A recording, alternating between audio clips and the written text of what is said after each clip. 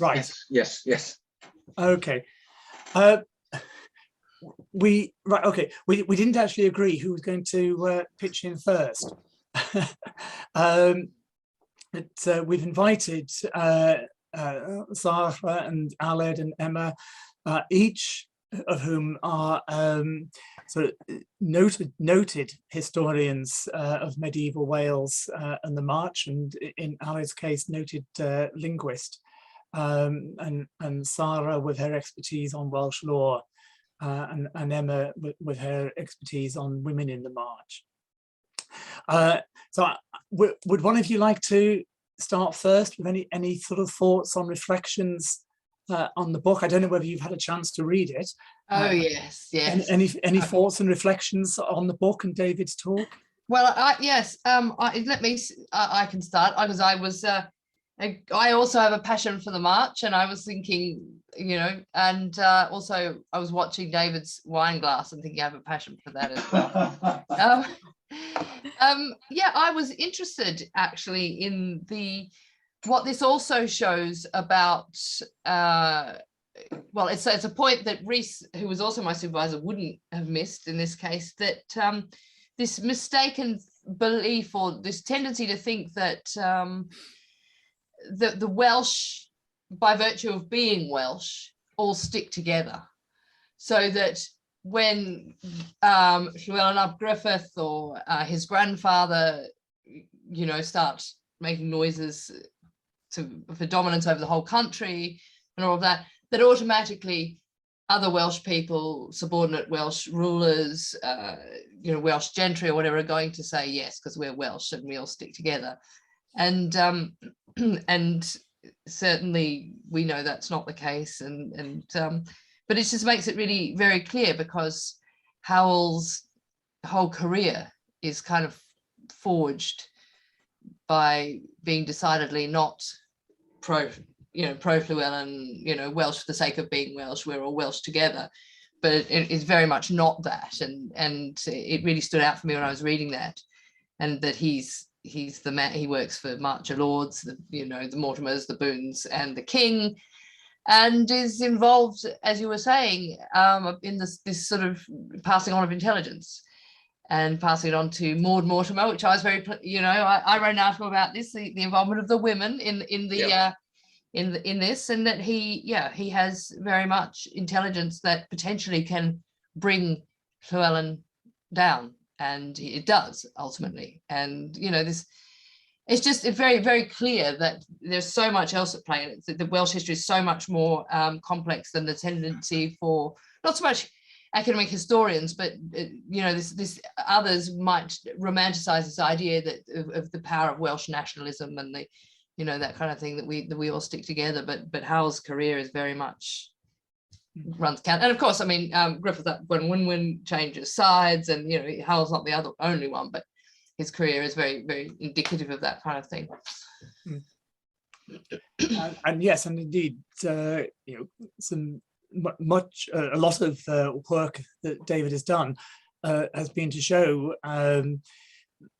that in many respects, the people of the Middle March, it was Llewellyn ap Griffith who was the foreigner.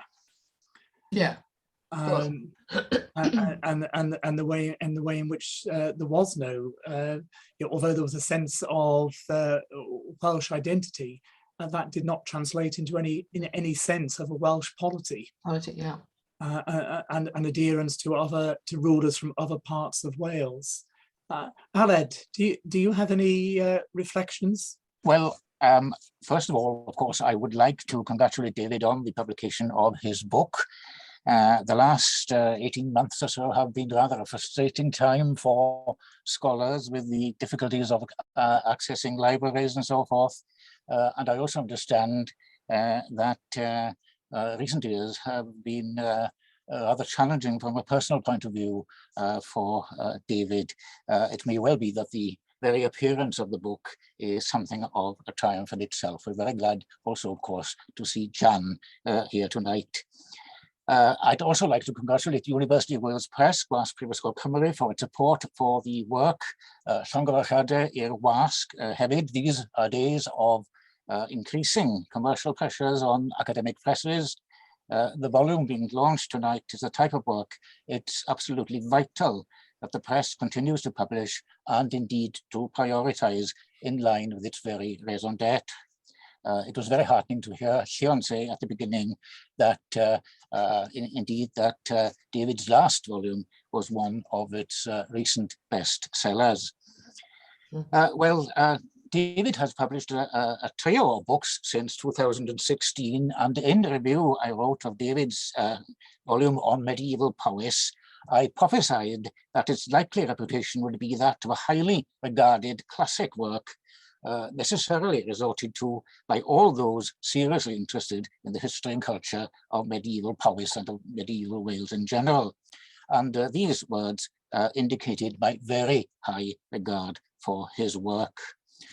As a scrupulous scholar, David invariably gets his microhistory right. His work is detailed and careful, well-grounded in archival research, thoroughly annotated.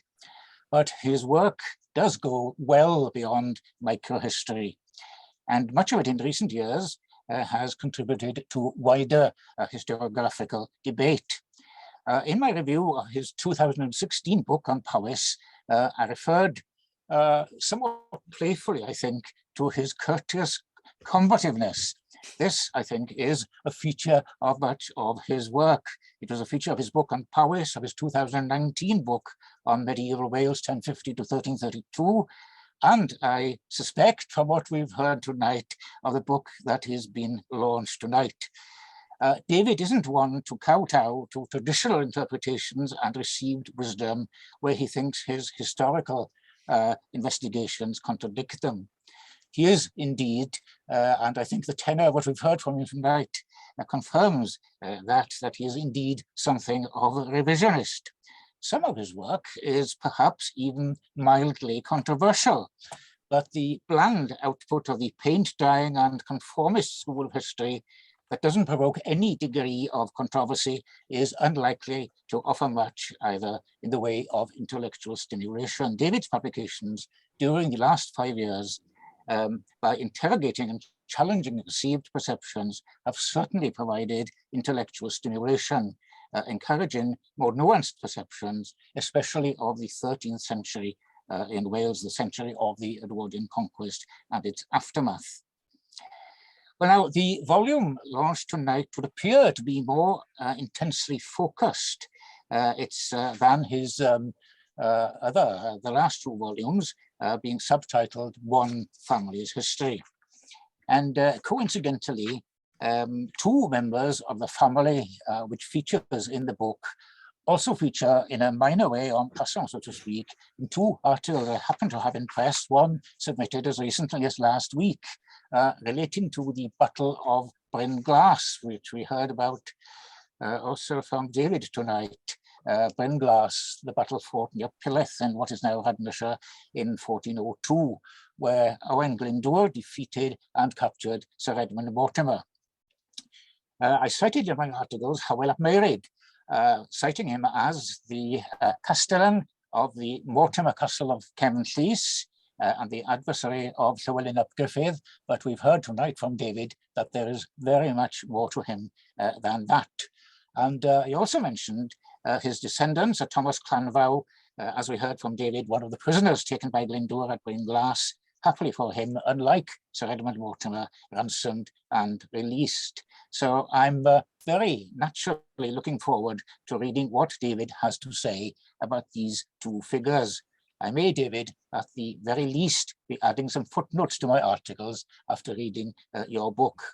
But the book, of course, promises to be very much more than a catalyst for footnotes, having, despite its concentrated focus, a wide interest and relevance. Well, David, I look forward eagerly to reading your book. Warm congratulations, llongyfarchiadau mawr on its publication. I'm sure it'll be the latest in a line of notable contributions to the history of medieval Wales and the March.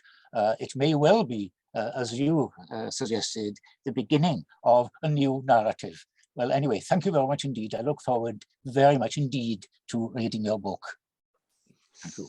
Diolch yn fawr, Aled. Thank you very much indeed. Thank you, Aled. I do have a couple of questions that have been asked, but would you like to just make any comments, any observations, Sarah? Well, I think Aled has made with the same jumper, has made very, very good. We are on the same. As one of Aled's former pupils, I'm pleased to see, Sarah, that yes. I am indeed one of Aled's former pupils, yes. Yeah, no, I thought, yes, Aled summarised it exceptionally well. One point that I really enjoyed in the talk tonight, actually, and having read the book, David, you were saying how historians have a tendency to look down on the more narrative histories, the storytelling elements. But I think that's actually something that's often very lacking in Welsh history in general. Biographies, I mean, admittedly, it's quite hard to write a biography because, sometimes there aren't the sources there, but biographies and saying what happened, that's the basis for for everything that comes with it, so I think what you've done with this book is very, very important, because yes, it's one family's history, but it's so much more than that, because it's the history of the entire March, of the Welsh in the March, of the Welsh relations with the English in the March, the structure of society, the structure of governance, it's all there. But, and it's there through the sort of lens of one family. And I think you've done an excellent job of it as well. It's a really interesting book. I really enjoyed it. Thank you. Yeah. Thank you very much. Okay. Right. As I said, I have already received a couple of questions. If other people have any to ask, then do send them to me on the chat. There's a couple of quite interesting ones. So I'll read them out. Well, I'll read the first one out, and it may well be that Emma or Sarah or Aled would wish to chip in as well. But this is from Hugh Wood, the chair of the Mortimer History Society, and Hugh asks, what, if we can tell, what was the attitude of the ordinary Welsh living in the March towards those Welsh wielding power under the Marcher lords? That's a very good question. And I obviously, part of the answer it has to be one of total honesty. For most of the time, we don't know. I'm afraid it's as simple as that. What does seem to emerge is that first of all, it depends how you define the ordinary Welsh, because obviously there's going to be several types of ordinariness. But these are people, the family I've been looking at, appear, if you like, on both sides. They will attract loyalty to themselves, and at the same time they will attract rejection. When, for example, when Hywel ap Meirig was the Castellan of Cefnflith, he finds himself very much on the wrong end of an attack or a trick, actually, by local men who trick their way into the castle and then turn on the gatekeepers and kill them. I'm just following the narrative in the Welsh Chronicle, Brut y Tywysogion there. So he is, in that sense, he was jolly lucky to survive. They could quite easily have turned on him. I don't think that the reason they didn't turn on him was anything to do with a particular love for him. I think it was, first of all, that they thought that they might perhaps sniff a ransom or two with a family like his. And it's also possible that they were a bit worried about what the repercussions might be if they did kill someone of his stature. But there seems to be there a lack of any reserve about capturing the castle because it's being run at that time by Hywel ap Meirig. They go ahead and they do it. So in other words, they're no particular friends of his. On the other hand, and in a different period, we can certainly see the family of the last of the Clanvos, that's the last of the main branch, what turns out to be the main branch of this family. We can see them enjoying, if you like, a very good relationship with their tenantry and displaying a good deal of care for their tenantry. We can see that, for example, in the will of Perrine Clanvo, the wife of Sir Thomas, who was captured by Glyndŵr, and in her will, she is again going out of her way to make provision for the Clanvo tenantry. In other words, we see no shortage of Welsh support for Hywel ap Meirig when he leads an army in the service of Mortimer, Boone, and Edward I. There's no shortage of Welsh support, but the extent to which the ordinary troopers were being dragooned by their social superiors is another matter entirely, and we haven't got the evidence for it. So this is one of those whole subjects. One of my most recent pupils is an ex-professor, not of history, but of a totally unrelated discipline, in Adelaide in Australia. I have to deal with him by means of sending him copious notes and in future recordings, because he can't get up in time or stay up long enough to catch the classes. But his particular wish is precisely what we've just heard from your first questioner, and that is to learn more about the ordinary people of Wales. I've been struggling in his case to pull together a good reading list that'll get him moving. And it's very difficult indeed, not because people have chosen not to write about it, but because quite simply of the lack of evidence.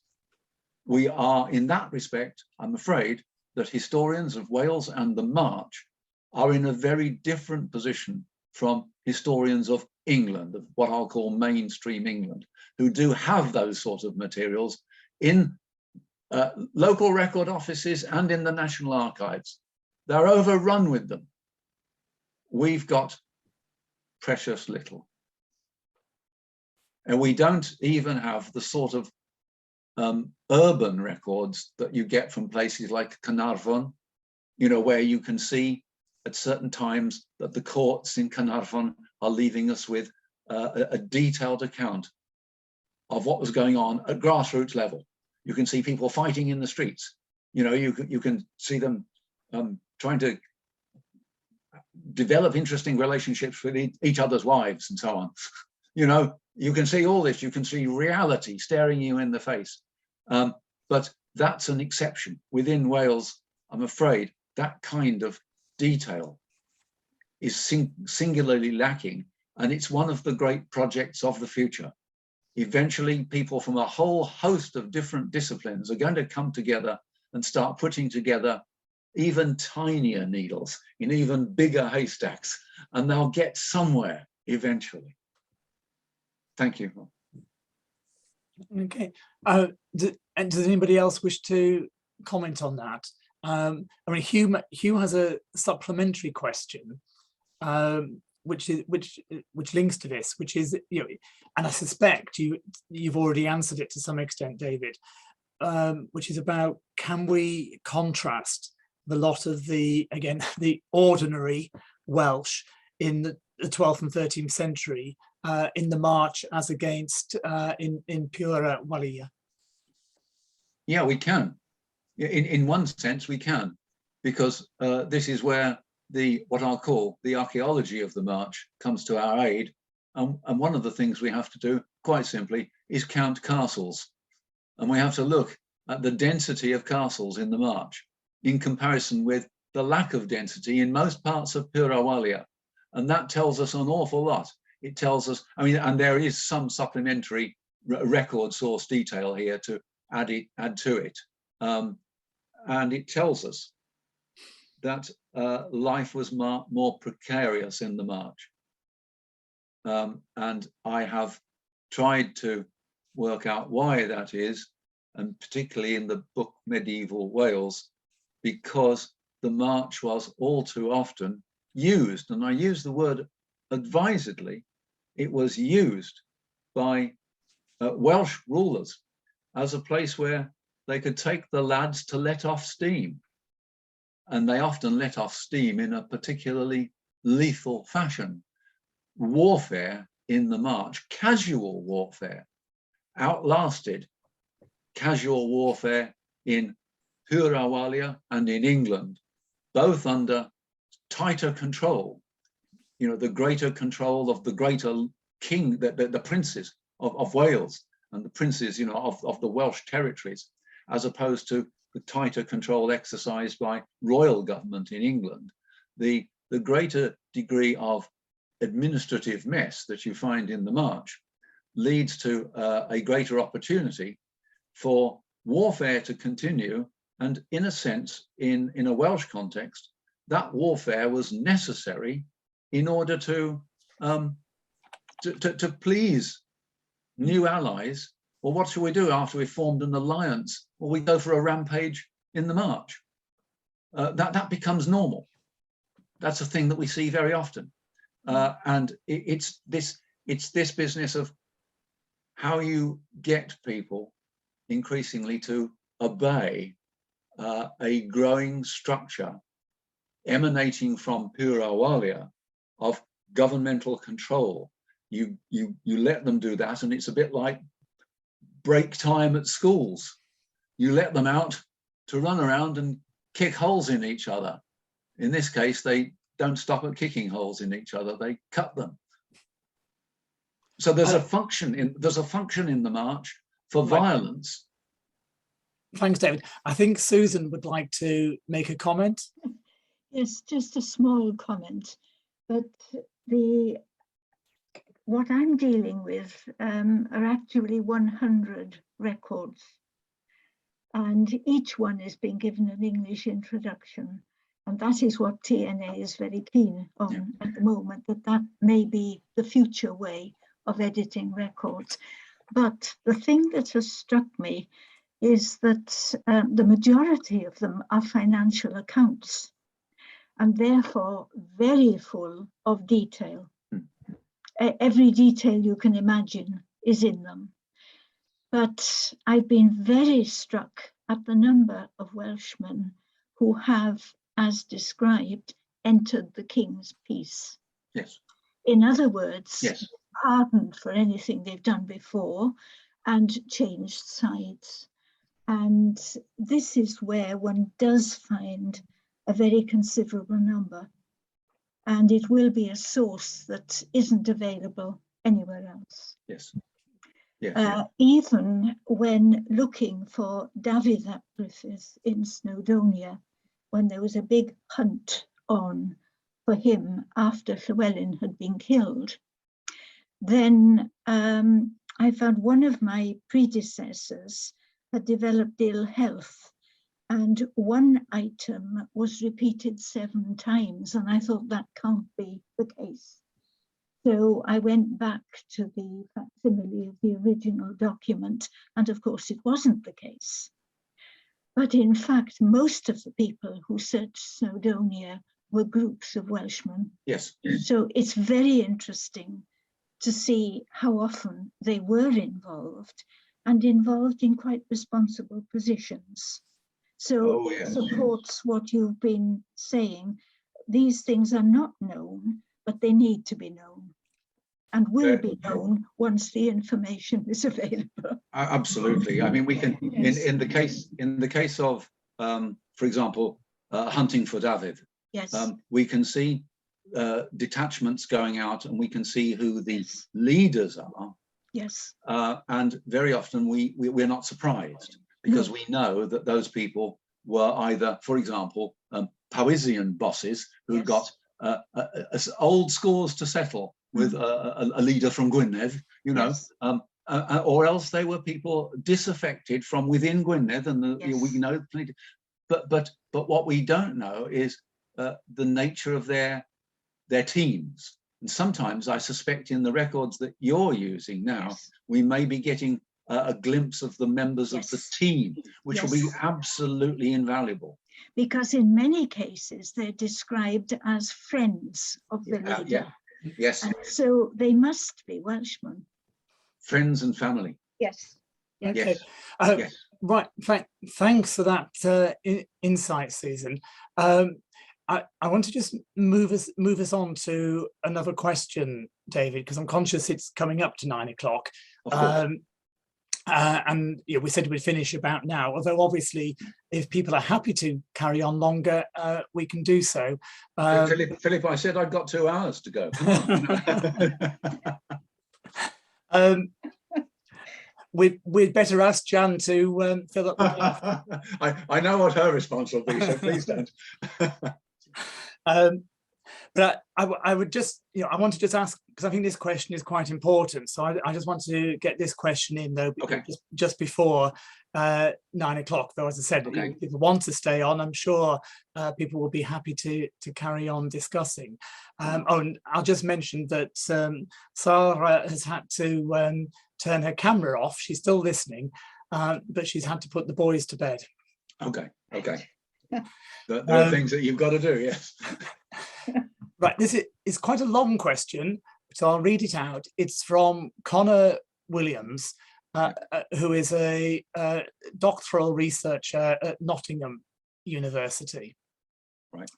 And Connor says, I agree that a group of studies into Marcher families would do great to break the back of the issue of understanding landholding society, particularly in Wales and the Marches, but also elsewhere.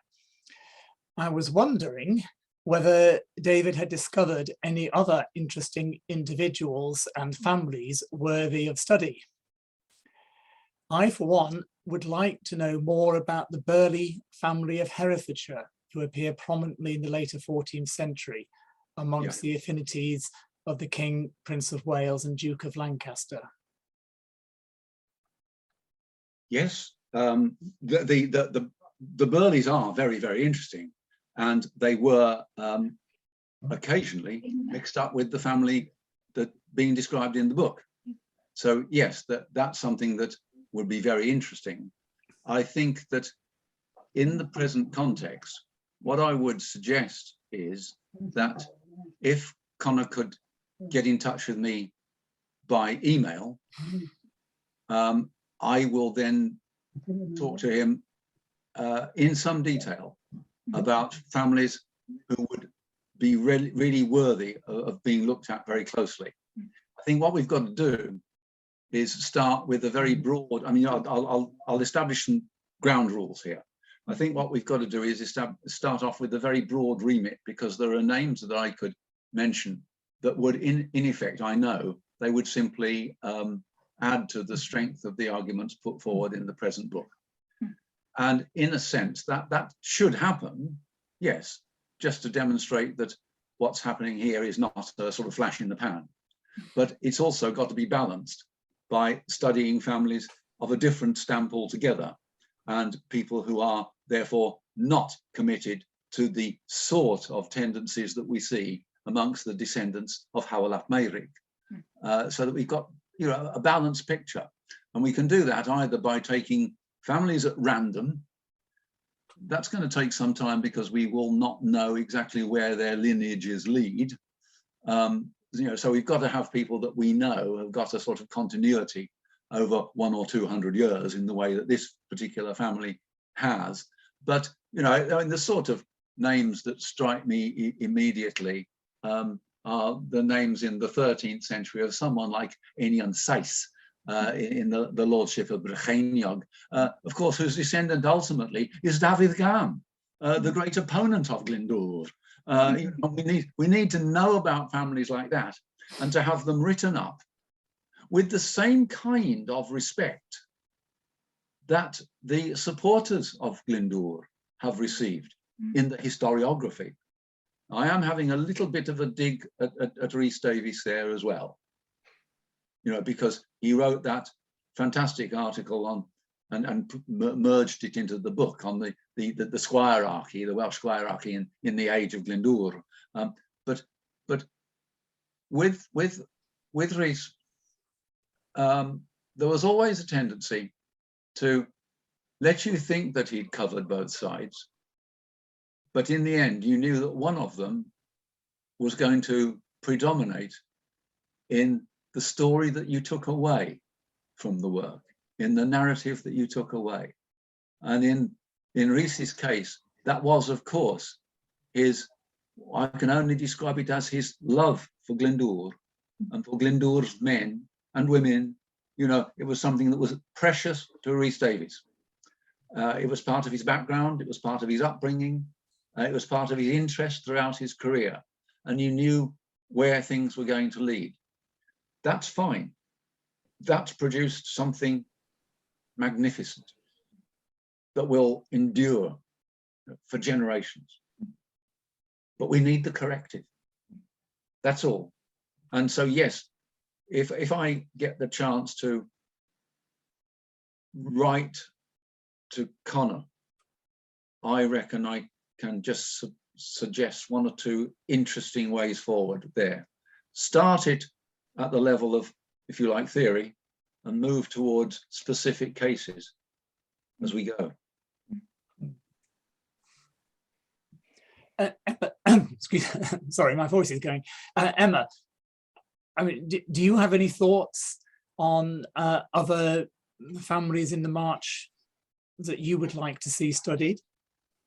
Well, my problem is, of course, that I'm into the nobility. So anyone that's too not noble doesn't, you know, cross with the baronial rank. See, I don't go as high as the comital ranks, but yeah, anyone who doesn't fit my kind of baronial radar, yeah, it doesn't. I don't. But you know, when I first encountered Howell up Meirig, I had no idea just what lay beneath his name. You know, when I came across his the letter that he wrote to Maud Mortimer, and that actually even detailed how much honey he believed Llewellyn was having stocked in the castle, you know, and down to the honey and all of that kind of thing.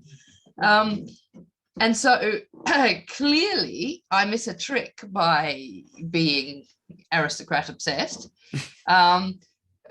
So no, just I can't. So no, I'm not a good person to ask about families like Howell's, but I am now, you know, converted or what? No, I could see just how much is there, and just, you know, how much that, yeah, just how amazing this family is, and the fact that, as David said, they continue to rise and rise and rise. I think they're very canny. Certainly think Howell knows how to play the game. But yeah, no, I'd be interested myself to hear what other families and what the findings are. I'll copy you in. I do have one question though. If that's right? Yes, go on, Emma. You know, this genealogy, this brilliant genealogy, the fake news about the descent from the Lord Rhys and stuff. So, and in, you know, 4 generations in 37 years, whereas in my case, 37 years is just one generation, basically. Why would you do that? Why has he? Is he starting to? How well is start? Or no? It's when's it made? It's after his death. Is it? We don't know. It's certainly made after his death. Okay. Because it goes on after his death. You know. It takes things. I think it's either latish 14th century when somebody in the family wants to make it very clear that they have a background which is not plebeian. Yep. You know, somebody wants to be highfalutin about this, and that's not at all unusual. You know, if we go on for 150 years, we get a host of families like Welsh gentry families. Suddenly, you know, like everybody in Radnorshire is descended from Elystan Glodreve. We don't even know who he is. We have no single record to Elystan at all, but he's there as the Fonset Origo of genealogy, and everybody is having their pedigree traced back to Elastan. It's like Well, the boy, he was Anglo-Saxon, busy. the Anglo-Saxon kings with Jesus Christ and so forth. Yeah. It's just like that, and so it's straightforward. Validation of my place in society. Well, I was wondering if that's what it was. That's what it's about. Shedding your kind of plebeian, shedding your lower. Get rid of that at all costs. But Don't let it be known. You think that you could get? They shouldn't have paid the genealogy or the guy who drew up the fake news too much, because he didn't think very much. I mean, 4 generations in 37 years just to put the Lord Rees or someone in there. He hasn't done a very good job. I reckon they gave him a meal. Yeah. No Not more. dessert. Yeah. Thank you. But Yes, just another figure whom it might be worth your while to look at, David. Philip of Morgan, who was the steward of Denbigh in the 1380s, 1390s, and who also came from a very renowned family of literary patrons, in fact.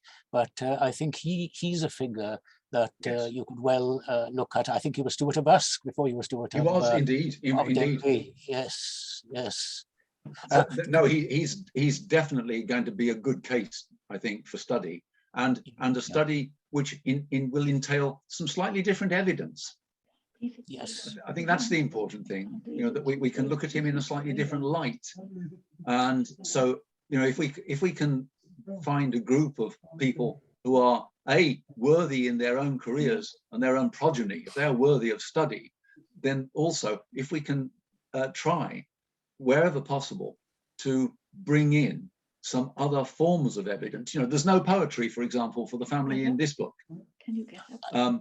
But if we look at someone in let's say the further reaches of Kerry, and if we look at someone from Bacheldre, and that's David ap Cadwaladr, there is the poetry, of course, and so there again, that would be a very, very interesting case study, the study of David ap Cadwaladr, in the 14th century.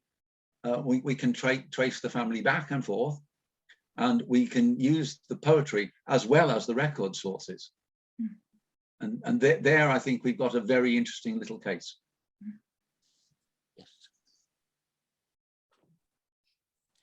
I would also say, although I would probably subscribe to Rhys Davis's estimation of David Gam, I should note that his descendants, again, the family were renowned patrons of poetry in the 15th century. Yeah, absolutely.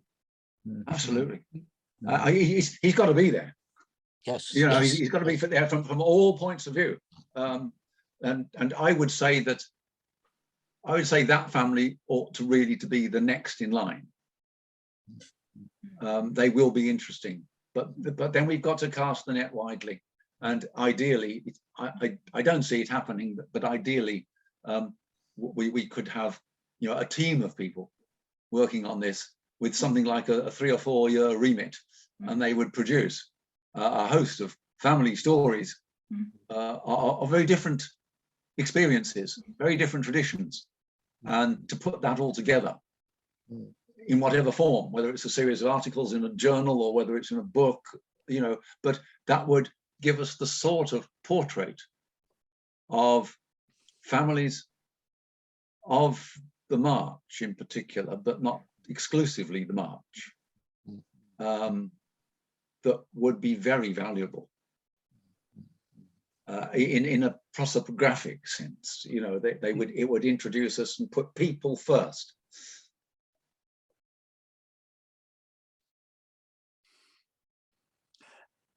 That's an interesting challenge, David. I'm already almost regretting I just said that, but you know what I mean. Yeah. But no, it's a fascinating thought. Yeah. There's work to be done there. Yeah, there's no doubt that there's work to be done there. Yeah. And sort of ties in with something that you and I were talking about last week. Yes. Sort of building on sort of Andy's idea Yes. of looking more deeply at the relationships between families such as the Mortimers and the Welsh, Yes. and between Marcher Yes. Lords and the Welsh. It would be another way into just that situation. Yes. Yes. Oh, I've just got a new message has popped up. Let me just see what that is. That's Liz Molyneux. That's Liz. Yes, yeah, saying thanks. wonderful. Liz saying thanks Brilliant. for the evening. Glad you could join us, Liz. I've noticed that we've had one person, I think she's left now, but one person who was so dedicated that because she doesn't have a computer, she joined us on phone. Oh gosh. And has listened to the whole evening on phone. On the phone, gosh. We also have somebody from the western seaboard of the States, from the Pacific seaboard. Wow. So it's a far flight. Yes, Susan, would you like to? Can I also say thank you so much for such a fascinating talk? And I have to go because I have to make a couple of phone calls before the night is out. And I'm sorry I have to leave, but it was fascinating and thank you so much. Thank you for being there, Susan. It's been a little while since I was facing you. Right. And it's lovely to see you again. Right. Thank you so much. Bye-bye. Okay. Margaret also has to go. Has Yes, enjoyed the evening. that's lovely of her to say that. Yes. I think we'll draw things to a close. If people are still here, quite happy if you would like to turn on your videos. So we now, because it doesn't matter if my broadband connection goes down now. So if people would like to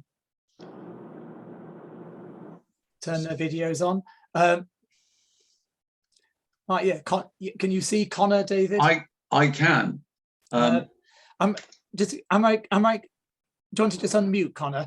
Am I right in saying that you're studying with Gwilym? Yeah, I'm with Gwilym Dodd at Nottingham. Yeah, right. What I suggest, Connor, is we could get together on Facebook or something like that. I've seen your name on Facebook. Mm-hmm. And so we can do that. And if you want to, I'd be very happy to fire off a list of people that would be, really worth looking at. Yeah, that sounds good. It should not be treated as in any sense a definitive list. It'd be at the first shot. Mm-hmm. in what could be quite a substantial document by the end. Yeah. But we've been talking in terms of a team of workers. Eventually, something like that. Yes. Dealing with something which would be manageable, a family each, something like that. And you could put that together. If you got half a dozen or a dozen people working on something like that, you could put it all together and get something really substantial within a pretty short space of time. And there's real possibilities there. Well, Dana Messer says, thank you very much, David. I'm excited about this new phase of Welsh history. That's very kind of her. Can I ask Alistair to unveil himself? Are you there, Alistair? Yeah, Alistair. Hi, Alistair. Alistair, have you met David? You're still muted, Alistair. No, Alistair. I think the answer is no. Alistair, we still can't hear you, Alistair.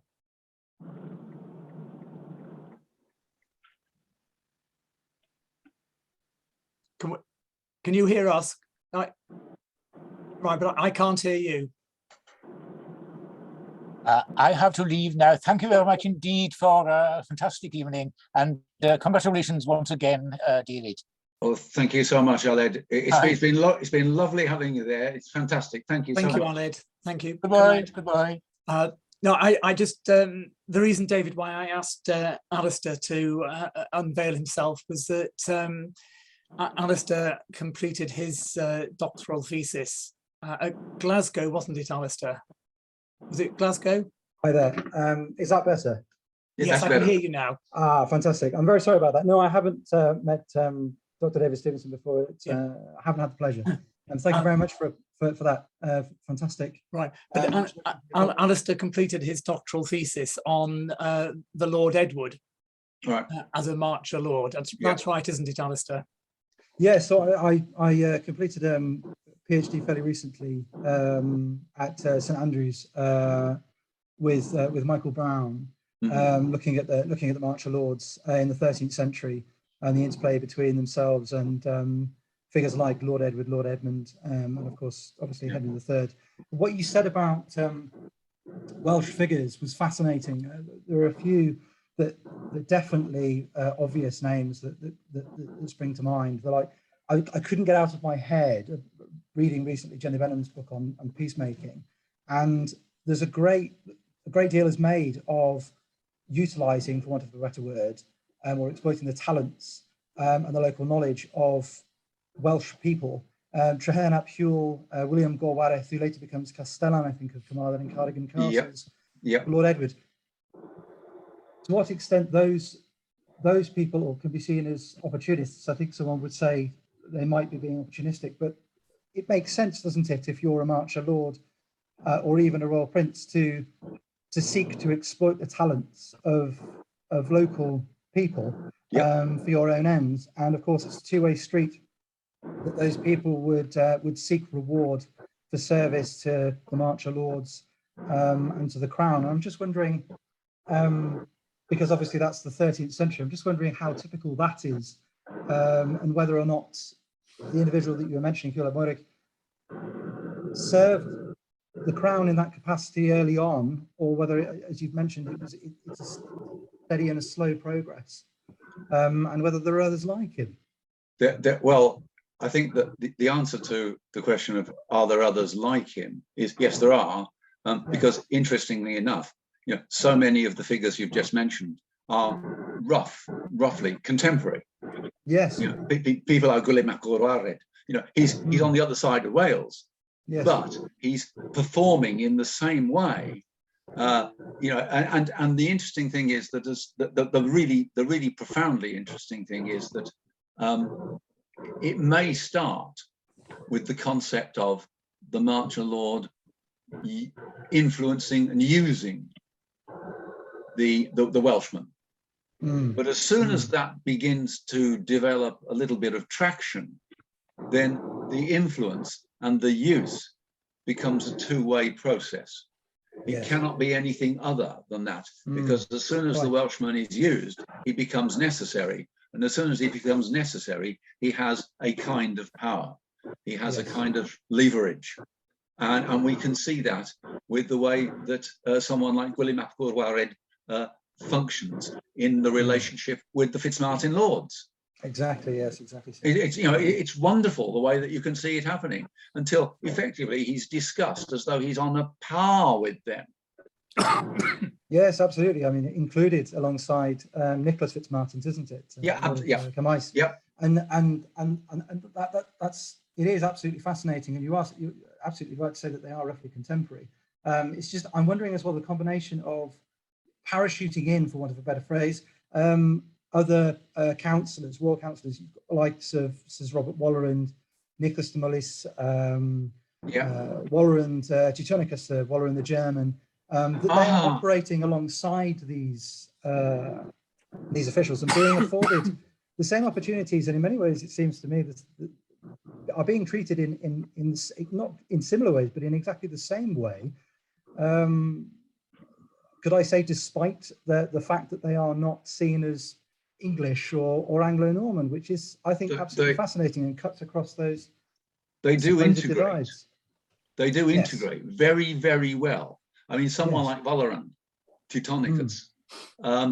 There's a guy from the lordship of the Three Castles. Specifically, I think he was from Grosmont, and he was a sort of chum of Wallerand.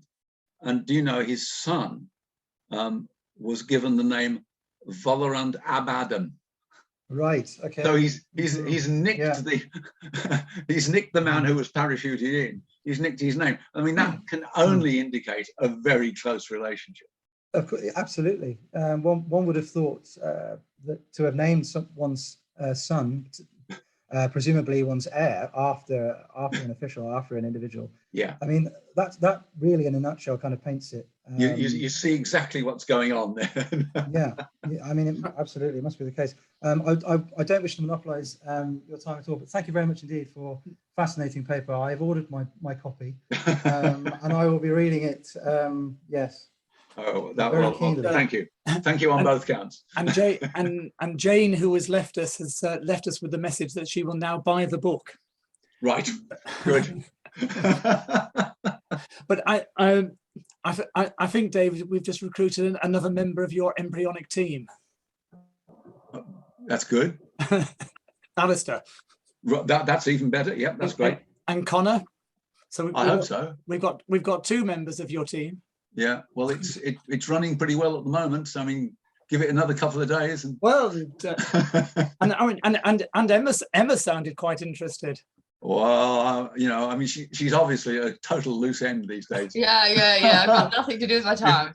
I don't think I could ever either abandon my baronial rank women and things like that. Not quite. But I was going to say, David, it's worth knowing that the American rapper Eminem can trace his descent from Owain Gwynedd. Oh, really? Yes, apparently it was in the newspaper. That's a new one, I have to say. Wow. Yeah. It was on the BBC years ago, and Eminem is descended from Owain Gwynedd. Owain Gwynedd must be so pleased. I'd be delighted. Oh, great.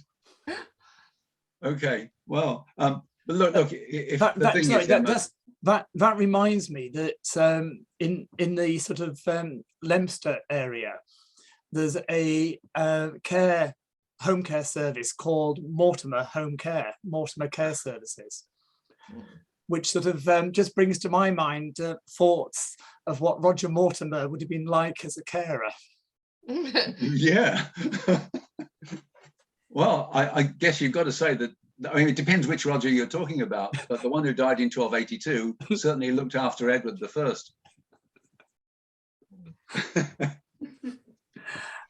So I think probably on that note, sorry, I just spied Corinne. Hello, Corinne.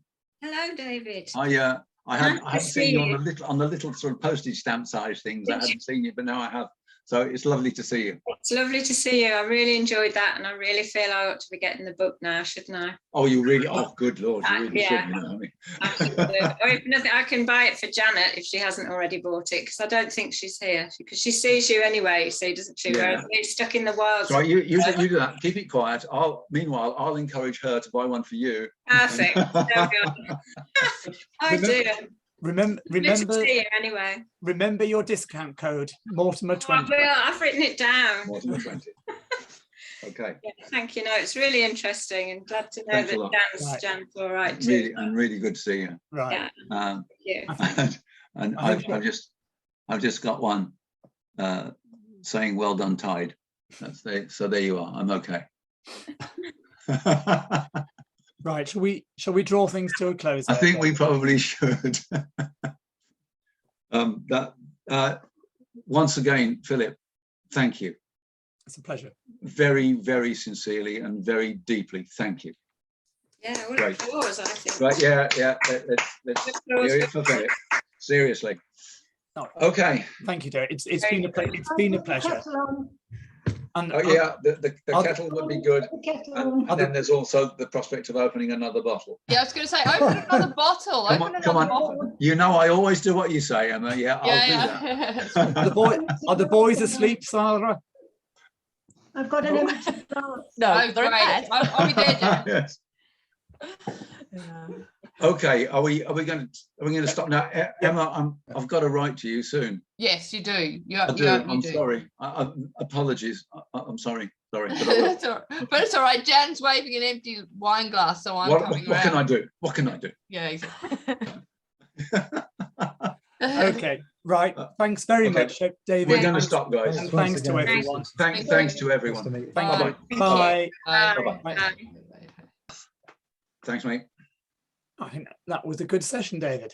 It went ever so well, I thought. Yeah. Yeah. People got involved, and it was lovely. Terrific. Terrific.